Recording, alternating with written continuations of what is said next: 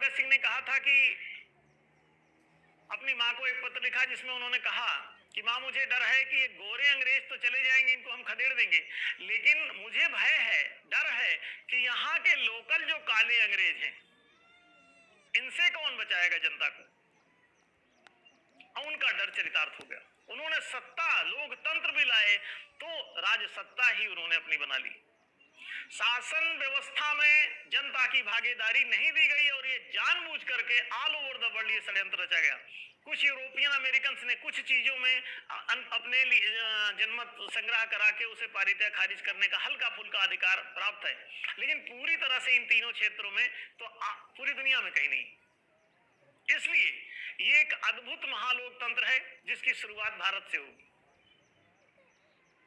अच्छा ये है कि आप अतिशीघ्र इसे कर लो, जनता हमेशा हमेशा के लिए तुम्हारा उद्धार हो जाएगा, तुम्हारा कभी कोई शोषण नहीं कर पाएगा। रेपो रेट आज तुम हटाना चाहोगे तो तुम्हारा वित्त मंत्री इसे हटने नहीं देगा किसी कीमत पर, तुम्हारा प्रधानमंत्री इसे हटने नहीं देगा। क्यों? सारे शोषण की जड़ है वो। आप कोई भी सेठ का जितना भी प्रॉफिटेबिलिटी है पूंजी के माध्यम से या किसी भी चीज के माध्यम से, वो रेपो रेट के थ्रू है। और ये बातें हम 30 साल से लोगों को समझा रहे हैं और इसे कितने बार वित्त मंत्रियों को लिखा, आरबीआई को लिखा, लेकिन वो इसे हटने नहीं देंगे। क्यों? उनकी सारी बदमाशी का आधार ही वही है।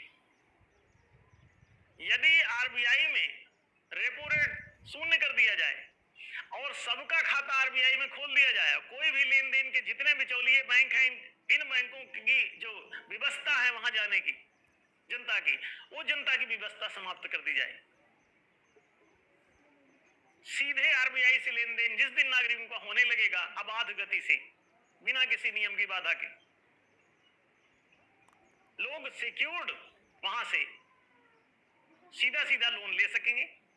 उतनी मुद्रा जारी उसी अनुपात में होगी और चूंकि आपकी किसी प्रॉपर्टी के बदले में ही जारी होगी तो कभी भी इसमें आप ये ना सोचें कि इससे इन्फ्लेशन होने वाला है, मुद्रास्फीति कभी नहीं होगी।